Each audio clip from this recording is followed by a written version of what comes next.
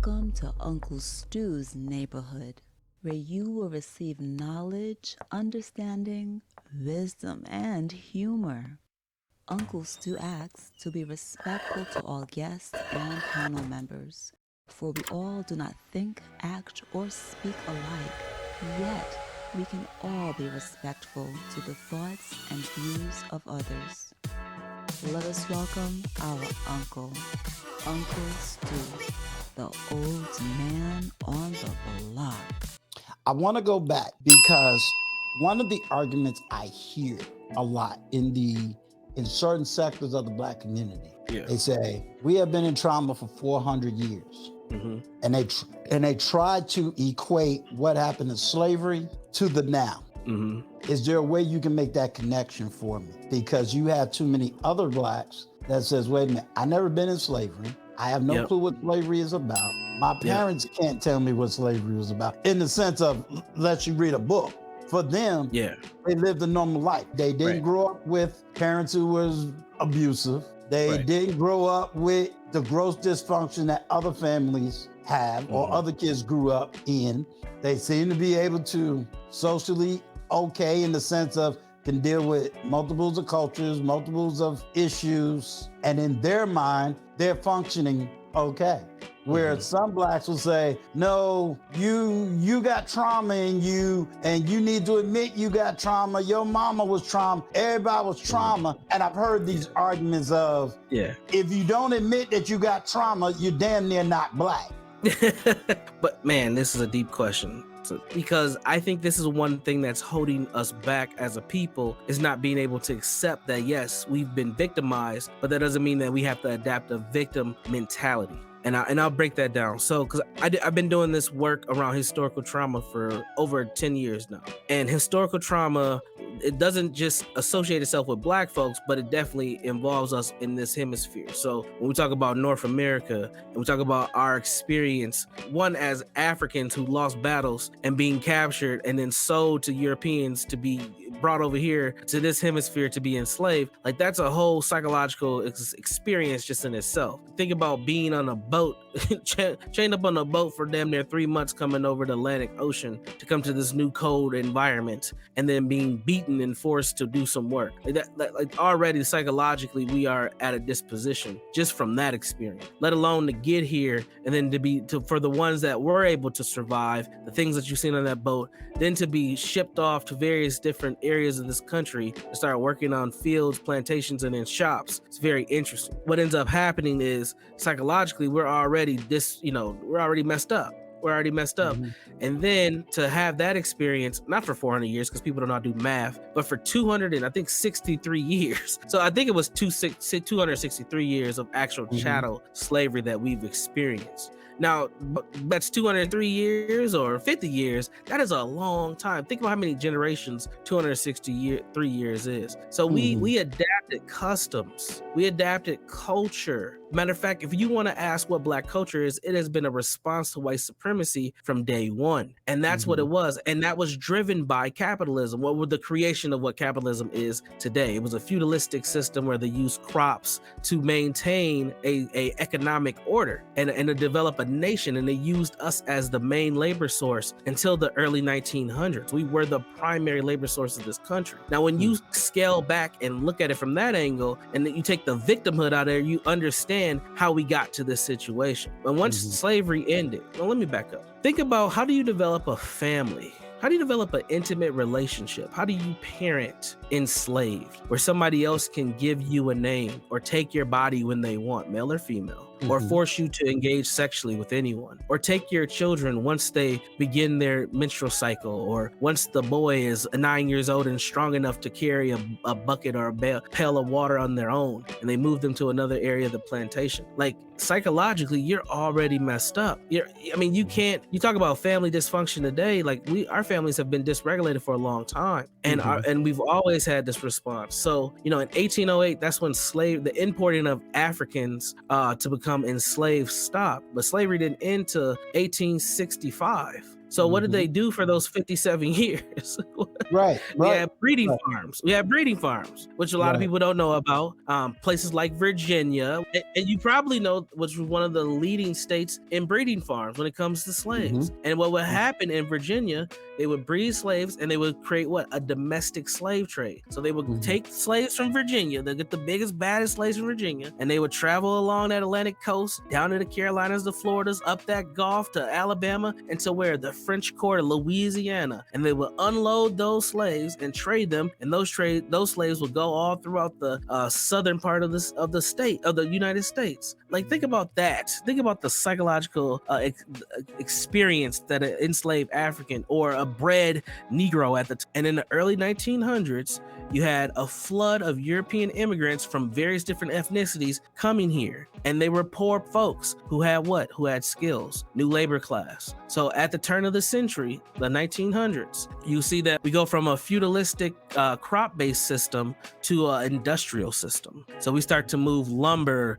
wood, steel, all that types of stuff. And then when that shifts, a lot of the work goes from the South to the North. The economy changes. So what do Black folks start doing? We go to where the work is. And that's what we did. We started to travel. And you see this in Isabel Wilkerson's book, Warmth of Other Suns. She talks about this. I have the book. She even has a great map that just shows you this, where you can almost tell where your lineage comes from based on where you're at today, how your family has traveled from those southern regions to the north, to the Midwest where I am, and then to the West Coast. And this is what happened. So when we talk about family dysfunction today, our families have been dysregulated from the beginning. We've always pieced together family to the best of our ability, and we've been able to kind of move through. So we had we were doing that from the 1900s until the 60s, the 70s almost, still it's about the 70s. Now think about the 70s, right? The civil rights movement concludes, King's dead, King gets assassinated, Malcolm gets assassinated, JFK gets assassinated, all those folks are gone. And now we have Black folks who are now being urbanized, because at first we were more of a rural people. Most of us were in the South. So we get urbanized, and then we get allowed to be on welfare. A lot of people think that welfare was created for Black folks. No, they allowed us to. Welfare was created for white women in the 1930s after World War I, because back in those days, if you were a white woman without a husband, something was wrong with you. They literally thought something was wrong with you if you didn't have a husband. So for those white women who lost their husbands and things of that nature, they created the welfare programs so that they could be sustainable. So if their husband came back from war, either deceased or incapable, they had a system set up to help those women. Now, Black folks, Lyndon Baines Johnson and the New Deal and all those things allow Black women to because Black men were all over the place, allow Black women to participate in that. And that's what kicked off welfare, which was policed very differently in the Black community than in other communities. So that's what kicked it off for us. And then you have feminism starting around that, or the third wave of feminism, which is heavily influenced where we're at today. It kicks off around that time. Black women are allowed to go to school a little bit more, to get those PhDs, and you start to see this influx of disruption happen within our community.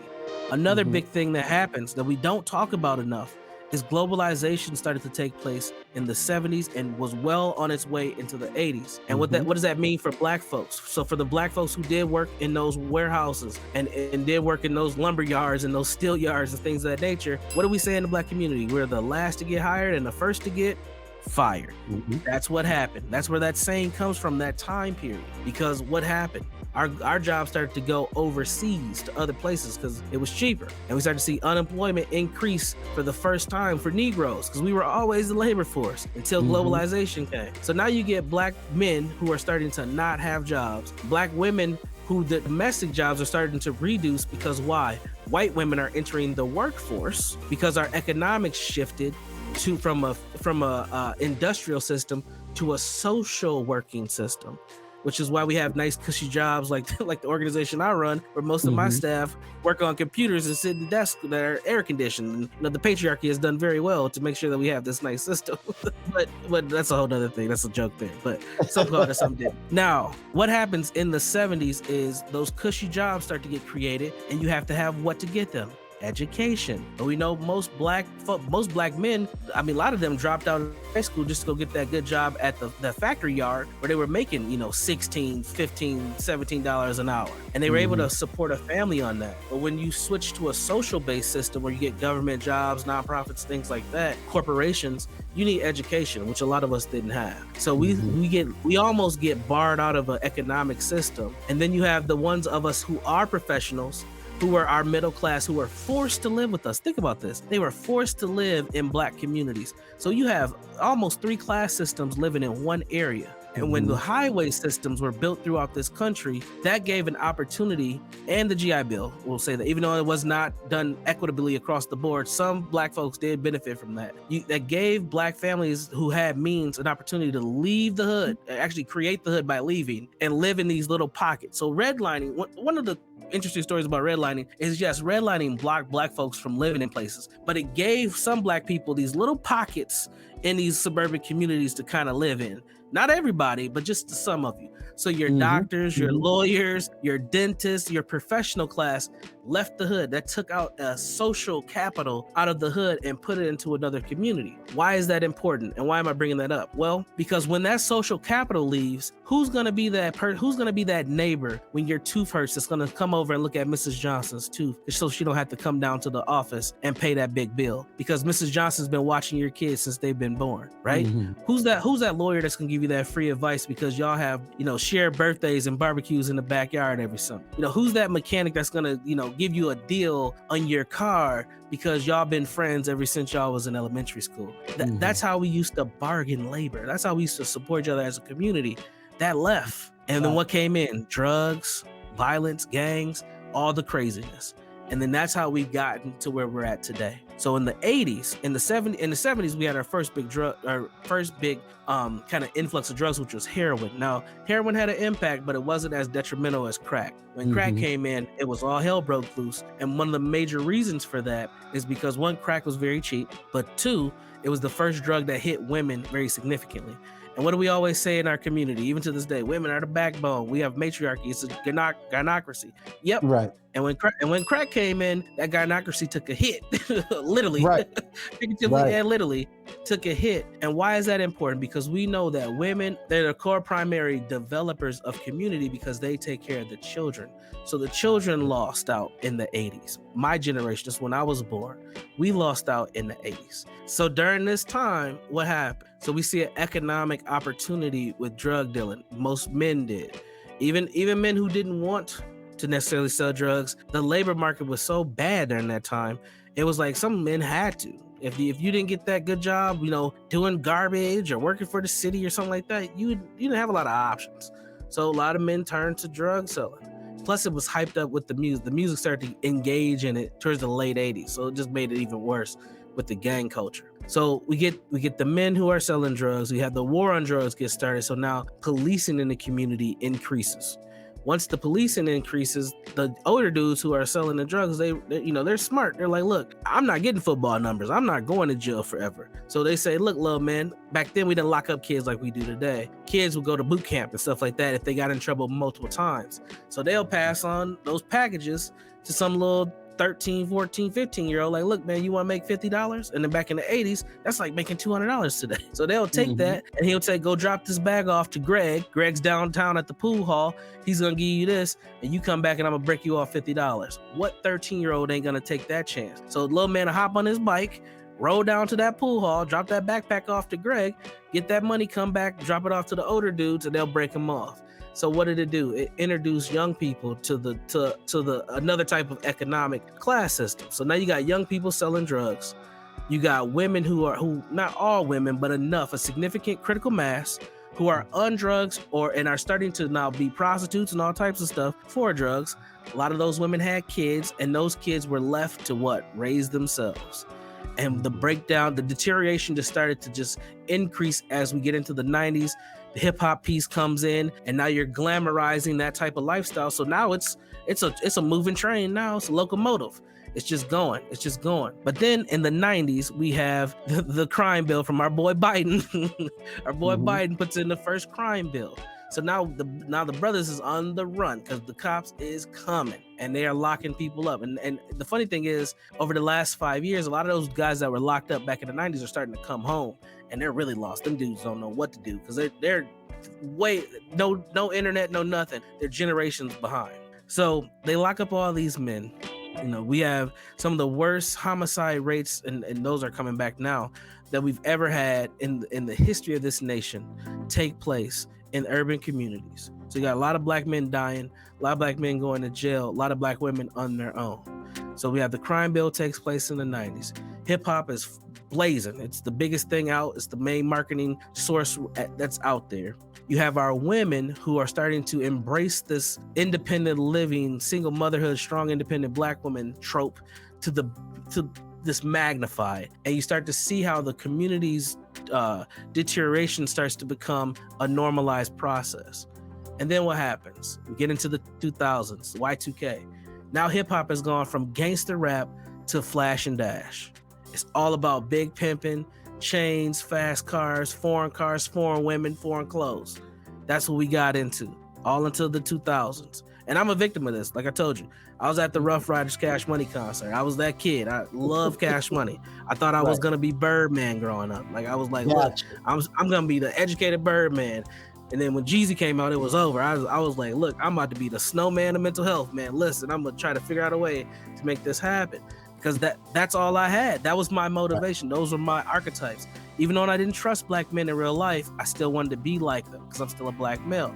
And those were the men who I thought were out here making things happen and doing what you need to do to be a man in a society, like many other black males.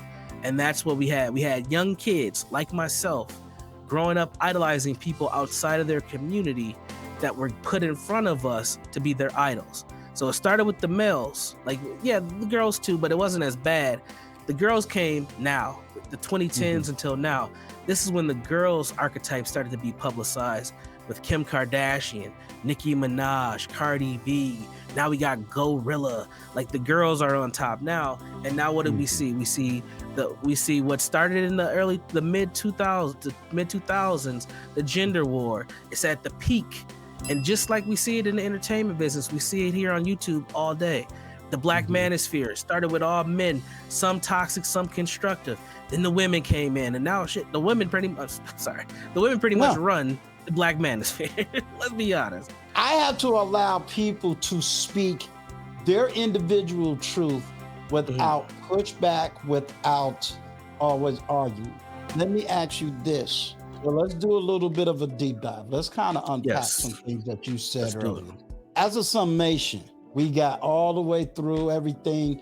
We are now in survival mode because of white supremacy. Let's take the last 10 years because I have witnessed as a man in the last 10 years, more African-American men is now becoming extremely more educated. Yep. They have now risen up higher in tech.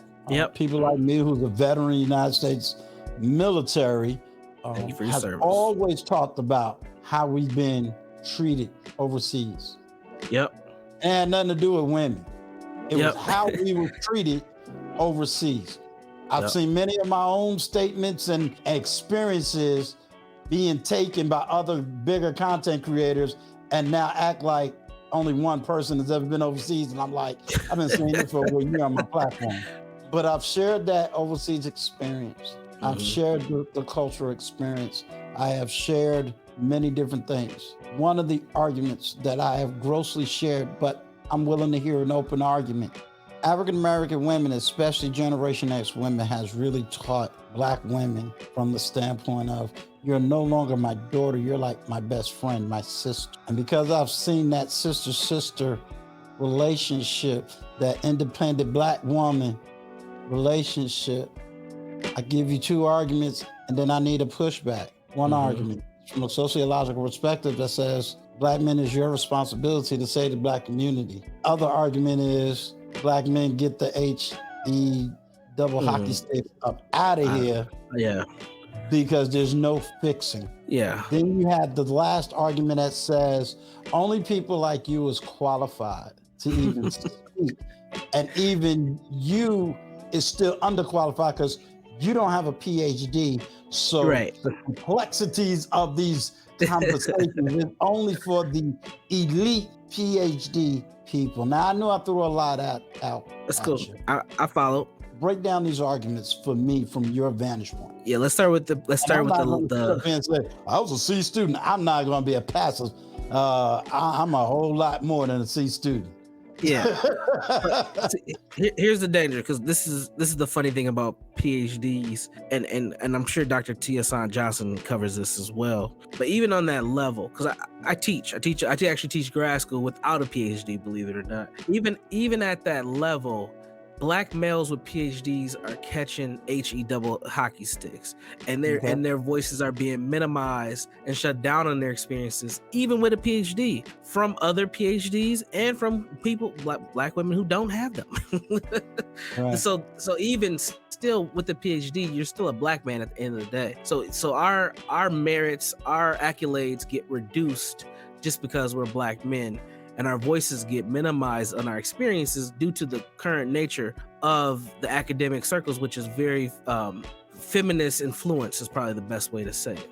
So a lot of men are just walking on eggshells, especially Black men in academia, to maintain those positions to the best of their abilities. So there is this dichotomy, there's this weird dynamic that takes place of, I need you to protect the community, but I can't stand you, and get out of our way. It's a really weird dynamic. And part of this, I think, is just because of how messed up our community has developed, is probably a better way to say it, is that everything's backwards for us. If we look at other ethnicities, we're moving in a completely opposite direction than most other ethnic groups in this society. So when we have our women who feel like they have to be strong, independent women, they can do everything on their own, they don't need a man. But then, and as they say at one end of their mouth, then on the other end of their mouth, when somebody says something to them, they're talking about, see, y'all don't protect us. Why would somebody protect you, given that dynamic? At the end of the day, all this dysfunction is because we don't have enough men to push forward the culture to a better space. That's my perspective. I'm going to pause you right there for two different arguments. And again, I'm not going to stand on the position. I'm just giving you the arguments. The one argument, we've been trying for the last 30 years and nothing has moved. Yep. Then you brought up a different argument that, again, I've only heard very few academia men talk about. That even on the level of a PhD, you're getting pushback from your social peer group. So how then I'm gonna take Dr. Tiesan Johnson off the table. I'm gonna take Dr. Thunder off of the table. How then do the Black community listen to other PhDs seem to be giving off either a dual message or refuses to back Black men and keep riding the PhD feminist wave? And let me even so it doesn't sound like I'm bringing an agenda. Yep. One moment you passively say we understand Black men are in a particular position, but then you aggressively say, but because you don't understand us on an intellectual level, y'all shouldn't be out here crying about your situation. Yeah. You just basically pick yourself up by the bootstraps. Right. If women can do it, you should be able to do it. You shouldn't have all these thoughts, views, opinions, feelings. I'm telling you from a PhD level. I keep telling everybody. I got access to JSTOR and all these other academia places too. But you hear these arguments and I have to laugh at them because I want to respect your PhD because I know the work. But I also know getting a PhD changed when the doctors I used to have to listen to are not the PhDs today.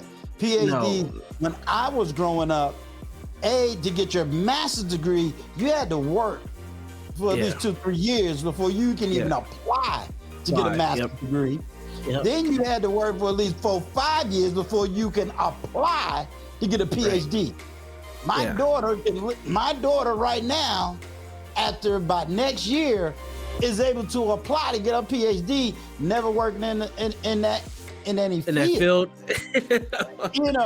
But now She can do that for two reasons. A, she is working and she does have a decent job, but she's also a math whiz. So it ain't like you really need a lot of experience to re-educate math.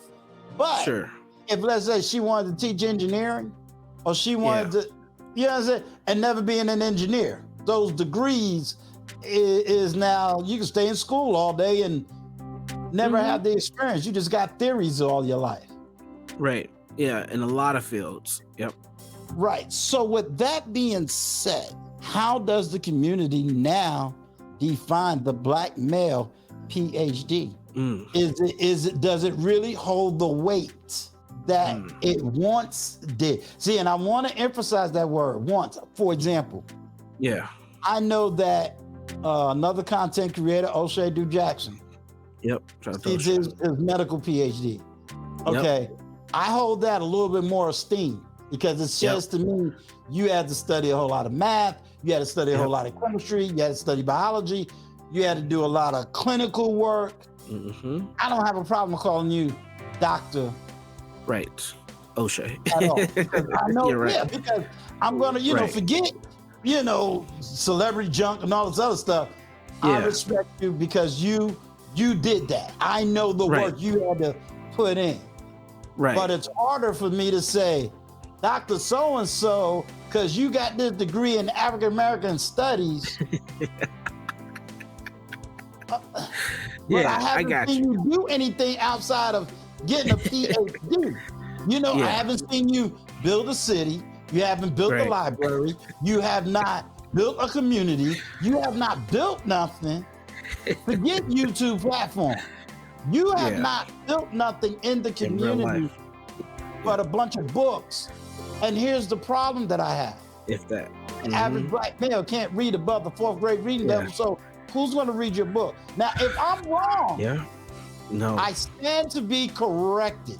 And I'd rather people correct me in my face.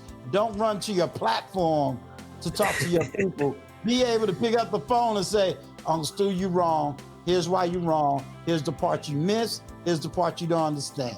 So tell me what I may be missing, what I may not understand.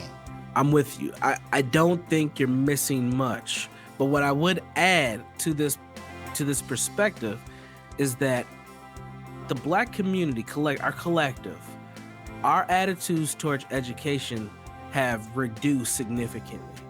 Part of that, I think, is generations. We have at least 2, almost 3 generations now that have had a messed up experience in public education. And we don't really have a lot of institutions outside of public schools that are continuing our education after school, on the weekends, and over the summer break. Where in other communities, they have other socializing type of institutions that continue to educate their communities for whatever purposes that go on. Now, there are programs out there. There'll be programs that might not be African or African American or Black based that we can definitely join, and we should be a part of those STEM programs, things of that nature. But when it comes to us collectively, we don't support those programs when they get started, and we don't look for them to start them. Here in the Twin Cities, we have something called NCAD. It's the National African American Academic Development Center. And what this center does is that they focus on literacy because of what you just said. We have over, I think the current rate is 76% illiteracy rate amongst African American males. That is insane. That's pretty much everybody. I mean, round it up. That means that only 24% of your Black males can read at an efficient grade level. And if you can't read, let's just be honest. One second. If you can't read, you cannot live in this society. You have to be literate, or you will end up being in a very destitute position. Go ahead. I'm happy you got a degree in African American studies. I'm happy you're able to debate everybody around the world with what you know. But the pain is with all your PhD, working at a predominantly white college because you're not in a HBCU, what does it mean when 70% of Black men cannot read the very literature? I say this with anyone that grew up in New York, and I'm gonna emphasize New York. I grew up in New York. There's only a couple of other YouTubers that's pretty big that grew up in New York that can confirm what I said. It used to be, I can leave my high school, go to 125th Street, go to the Bronx, go to Brooklyn. I can even go to Wall Street.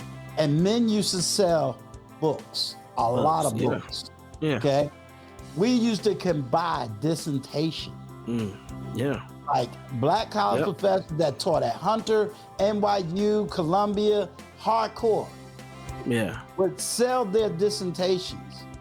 So you used to can get a dissertation. That sounds crazy.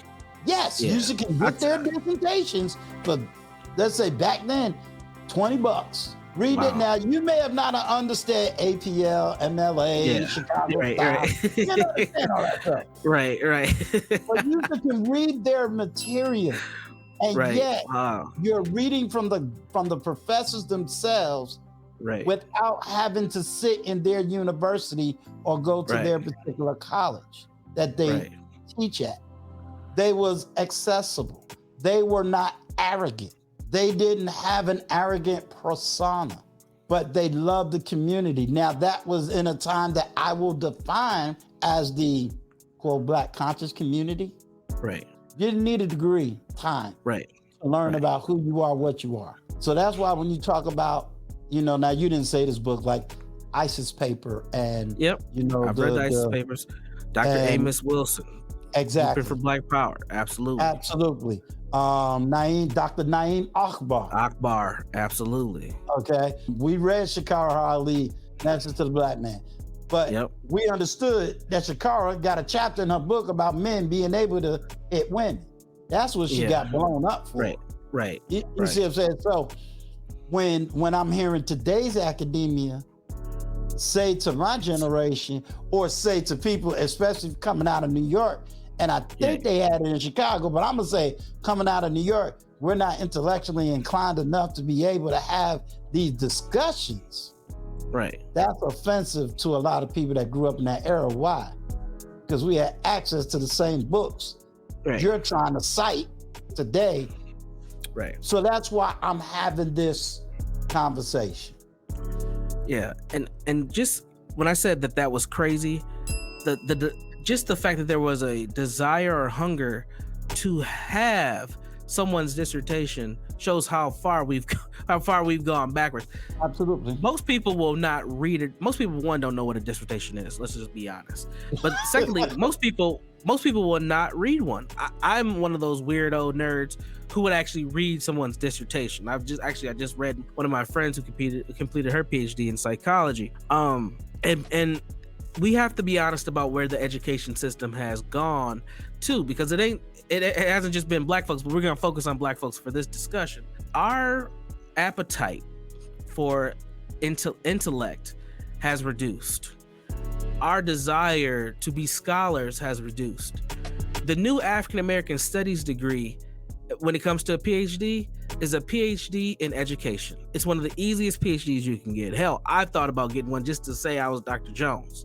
You can get a doctorate in education in like 2 years online, easy, and become a doctor. So the commercialization of education and how it's become more of a business than a intellectual warehouse that builds all these intellectual individuals has really reduced the academic scholarship that's needed for folks like us to continue to learn and grow. I wish, I've watched pretty much every Amos Wilson lecture that there is on YouTube. I will sit and watch a 3-hour lecture.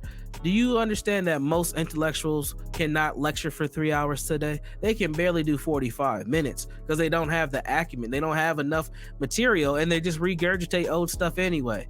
A lot of PhDs don't even do research anymore. Most PhD programs and master levels programs, they don't even have a dissertation or a master's thesis requirement. They have what's called capstone projects, which is just a presentation. So our academia has reduced and has gone, I probably shouldn't be saying this, but it has gone way too far into trying to appease social justice causes versus academic excellence. And that's I like that. No, that's great. Wow. That has become problematic. Now you could do both of those things at the same time, But in order to be competitive in this space, a lot of the academic requirements have reduced, so you don't get the intellectual drive from a lot of people, because people are just trying to get in and get out so that they can make a better wage or just claim a better status by having letters at the end of their name or on the front of their name moving forward. And as Black folks, we have not taken advantage of that to help build our community. We've only taken advantage of that, some of us, not even most of us. Some of us have taken advantage of it just to build ourselves. There used to be a time where we went to schools, where we went to predominantly white institutions and HBCUs to better our community.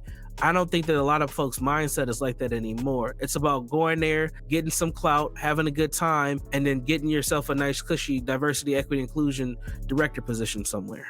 Like that's what it is. I'm just gonna keep it real. Yeah, I've been trying to get Dr. Tiosan Johnson to come to this platform for a whole year, and it's been unsuccessful. So maybe I'm not big enough yet to get him. I don't know, but I think what you just said was extremely powerful. So let me rewind.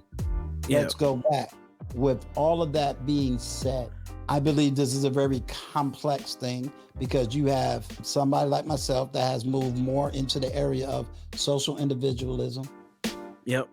Versus the whole social construct. Yep. And again, this goes from all of my academia studies, books, Yep. and everything else. I'm more on the individualism. If you fix the individual, then you can fix the collective, because it becomes a domino effect. But at the same time, I also recognize that we're in a time that we've never been in before. What is that time? We're globalized. You said it perfect. Yes. That's why I Yes. said, I'm gonna listen to you. You said it Yes. perfectly, because in the 90s, we had globalization, and I've explained Yes. that. People don't understand. Save Yourself Black community was in 95. It is not something new. Right. Not new. I'm angry that somebody will try to claim it and say it's new. It's not new. This is what we tried to do in 95. It was rejected, and everybody doesn't understand. It was rejected. Mm-hmm. If I can get to O'Shea and say, will you stop naming one person at the Million Man March? There was more of us there. 95 Million Man March was Black men coming together and saying, let's save the Black community. We was rejected by the most powerful Black women in the United States. Even somebody I used to have a poster of, Angela Davis, was one of the loudest voices in the room. Yeah. MSNBC, loudest voices in the room. A lot of Black women did not like the fact we had that march. Yes. So we got rejected then. Yeah. When I see you, I see my oldest daughter, because like I said, y'all only a couple of years apart. Right. I always say, help me help you. Mm-hmm. Help me with the idea that today, I cannot look at a Black man and say, just get with a Black woman. Stay in the United States of America. Yeah. I'm looking for somebody to give me that argument of telling Black men, stay in America, stay here, and hopefully 30 years from now, everything will be all right. No. This is the truth pill that I've had to swallow throughout the pandemic, because I was that dude. When I went to grad school the second time to get my master's in psychotherapy, it was so that I could quote unquote save the Black community. My goal was to be a pillar in the Twin Cities to help as many Black folks as I can to turn this ship around, because I thought that trauma was the reason why our community is in the shape that it is today. But what I failed to realize back in 2011 is that culture is a hard thing to shift without institutional power. One man can't do it alone. You have to have institutions to shift culture. Now, you can create memes and movements as one man, but if you don't have an institution to build around that, you will fall short. It's what Kanye is dealing with right now. He has a lot of influence with no institutions. Same thing with Marcus Garvey, if you want to go back to the early 1900s. He had movement, no institutions. Can't do it. You have to have systems to battle systems. Our culture has been in this influx, what I call the institutionalized generation. We are 3 generations from the mid-80s till now, chronically dependent on government services, nonprofit services that have not allowed for us, and this is part of our fault, for us to build community. because we've gotten away from what a community is supposed to be. And we have allowed for these service providers to become our quote unquote community. And the service providers are there to do one thing: business, not community build. We've given up the development of our children to the school systems, and we don't want to participate in those.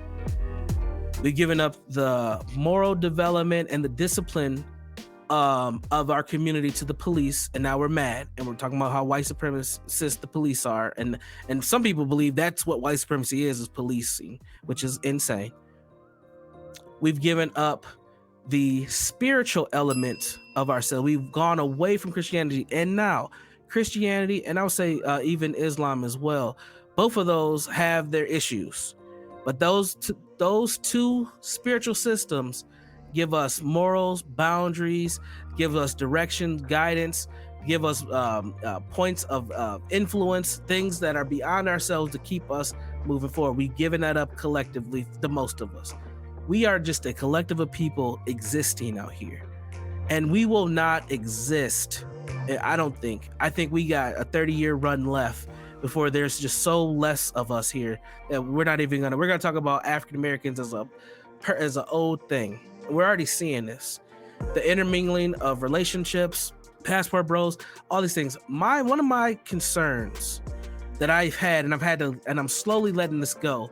I have 3 daughters. The chances of them marrying a black man is so slim, and it's just going to get slimmer and slimmer and slimmer as they get older. Because if they want somebody who resembles their father, good luck finding that person, because that person is slowly disappearing, and they're going to be with a white man or an Asian man, because the Asians are coming, especially Chinese. They may be with the Latino, but I live in Minnesota, so there ain't that many of them up here just yet. Right. So chances are they will end up not with somebody who looks like their dad. Not to any fault of my own, not that I'm not trying, it's just where the culture is. So just like you, I can't say, look, black man, you need to stay here, plant your flag, and get yourself a black woman, because the culture is not set up to support that, where it's going to work out effectively. We have a very detrimental outcome that is headed our way because of where we are with our black male female dynamics, economically where we are, and socially how we're developing. We are going into an abyss where we will not exist. So yeah, passport bros, all them dudes, go figure it out, because pretty soon we're gonna just be in the other category. We're not even gonna have an African American box.